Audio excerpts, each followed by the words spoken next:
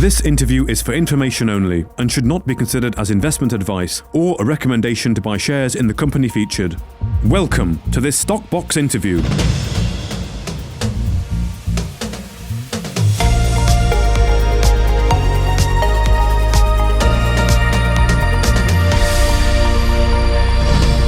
Hello, welcome to Stock Box. Joining me today is Craig Foster, CEO of Ondo InsurTech.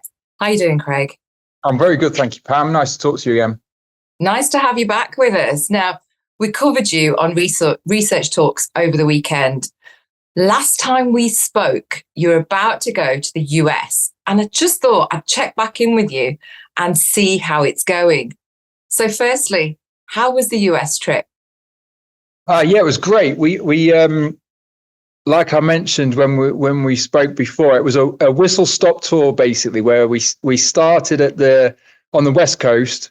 So we were in Seattle first, and then we basically made our way across the US through the course of a week, and wound up in Boston and then New York at the end of the week. So yeah, it was an amazing trip. I mean, we spoke to all of our existing partners. The ones that we've announced that we've signed over the kind of past 6-9 months, Mutual of Enum, Claw, Pure, and Nationwide, obviously being the largest of the lot. And what was really great is they're all at various stages, but it was the first time where we've been able to sit down and do like a 3-month review of the results.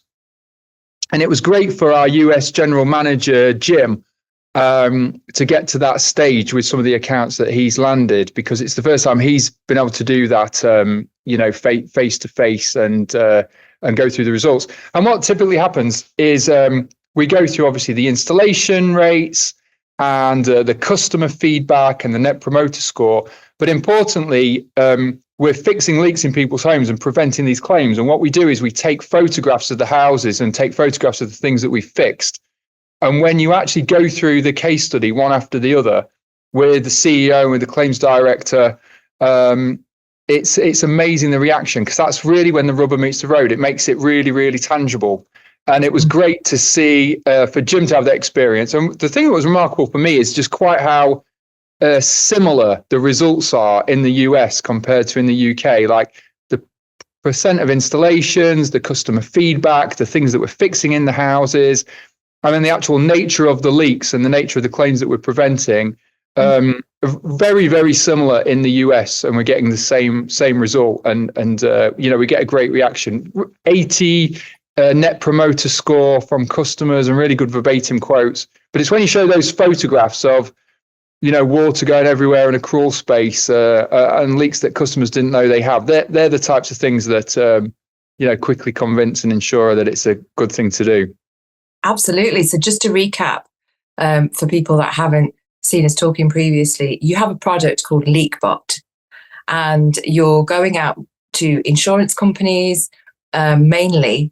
Is that right? For them to then provide this device to their customers, which can tell them if they've got leaks in the houses. And if they have, you provide them with a plumber. You provide them with the assistance that's needed. So I'm guessing you've got a lot of happy customers out there. Yeah, that's right. I mean, the homeowners, they really like the product. So they get this for free as part of the home insurance policy. It's a small sensor, and you clip it to the pipe, and that sensor will detect a leak anywhere in the home. And then if we detect a leak, then you book one of our plumbers through the app, and we'll send someone to the home, and it doesn't cost you anything. And what tends to happen is the homeowner's a bit skeptical, especially if they can't see a leak, because we'll tell them the leak, they'll have a look around and they can't see anything. But the things that cause insurance claims are the leaks that are hidden from view. They're hidden behind a wall, in a ceiling, and you don't know that thing's leaking until it's too late and it's causing damage. And one of the insurers we met with in the US, the average claim cost them $25,000. So we detect a leak, the customer's quite skeptical.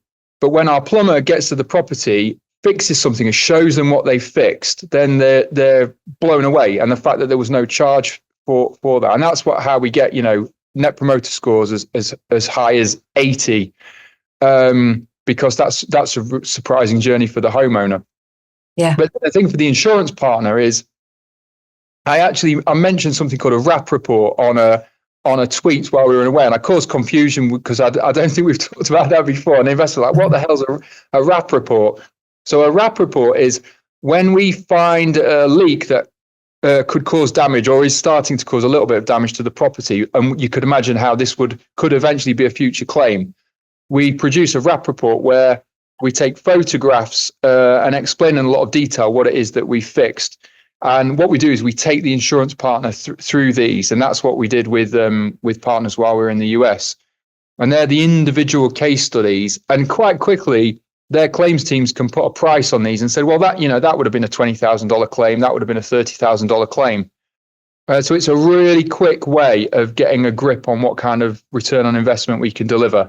And that tends to be the point where the moment of truth with a partner, as soon as they see them, it makes it really tangible and they can see the benefit. And it's just great seeing that we can deliver exactly the same thing in the US as what we do in Europe.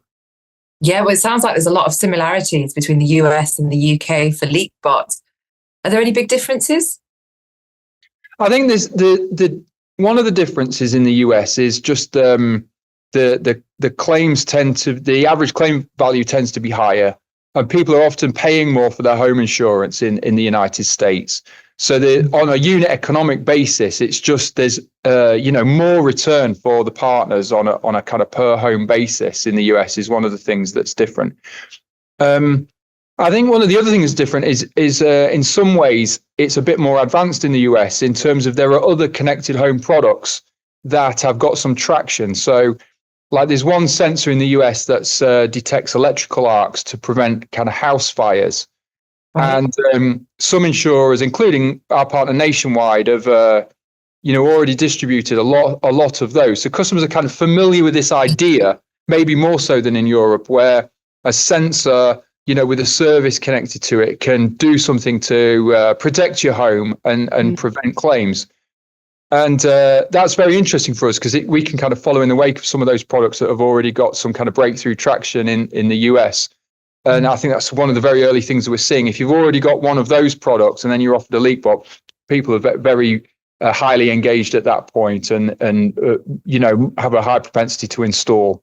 Yeah, I can imagine they'd be more open to it as they've already been introduced to the concept. Yeah, absolutely. And it's the way technology's going now. So it sounds great. But I remember speaking to you last time, and of course you were talking about the insurance companies that you've already got. You've got 4 out of the big, you already had before your trip to the US, 4 of the big insurance companies out there in the US already signed up. And you were going to see how many insurance companies you could meet with in a week. How did it go?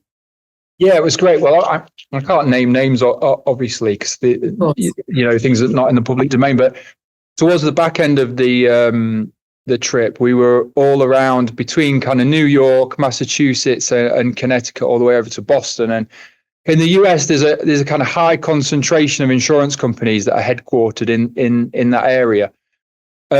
So we did the rounds, meeting a lot of people in our pipeline, and we went on a conference in Las Vegas back in October of last year. So a lot of these leads are not new leads; they're leads that we've been working with for the past few months. But I think what really hits is how important signing Nationwide was for us, particularly the fact that we've got through that process. Yes. It's hard, especially for a small UK-based company like us, to get through the process, that sign-off process for a company like Nationwide, to get through their IT security process and to kind of tick all the boxes. But the fact that a company as big as Nationwide, one of the biggest financial services companies in the United States, that was a massive vote of confidence, and that's had a real impact on our sales pipeline in the US. Even the partners that we were already talking to all said to us, well, the fact that you guys have signed Nationwide was a kind of big thumbs up. So it's definitely added a bit of fuel to the fire. And the big picture in the US, I mean, it's a massive problem in the United States, like it is everywhere. And it's an amazing, just quite the value of the claims that water leaks in the house can cause. I think it's about $16 billion a year. Yes. in the United States, and they're looking for a solution, and they've tried other things and they haven't worked. They're either too expensive or they don't really detect the right kind of leaks. So I think it was really good. And, I wish I could convey Jim's enthusiasm after that first meeting where we delivered the results. And Jim was like, is it going to go like this every time? I thought, well, I think it will. And so I think if we just keep doing that, I'm really looking forward to getting to that stage with some of the newer launches as well. Yes. I think we just got to keep doing that and cranking that wheel in the United States. And it's a question of just, how big could we take it over there? Yeah, well, we are watching your progress very carefully here, and it'd be interesting to speak to Jim at some point as well to see how he's finding the whole experience. But let's bring it back here. Let's bring it back home. How is it going in Europe? Because obviously we've just heard about the great success that you're having over there in the US. What's happening over here? Yeah, well, I think in one regard, as far as insurance companies are concerned, it's more of the same. So we've got good traction with our partners in Denmark, in Sweden, in the UK. Good pipeline of insurers in all of those markets. A lot of deals that we're working on that we'll announce in due course this year. And then the more embryonic thing is working with water companies as well. And we recently launched an initiative in Devon and Cornwall with Southwest Water, where they're in the process of doing a quick deployment of 6,000 units into really specific targeted areas in Cornwall that are water stressed. And what was great about that is as soon as they launched that, Pam, they got a really good amount of PR, picked up by the BBC actually. And it's great that water companies are using it for a different reason, to actually drive water efficiency and reduce stress on local water resources. And again, so that hasn't historically been our focus. We've focused more on working with insurers, but I think we see much more opportunity in the future with doing similar things with other water companies as well. Yes, absolutely. And last time we spoke, you mentioned about you'd been shortlisted for a PLC award.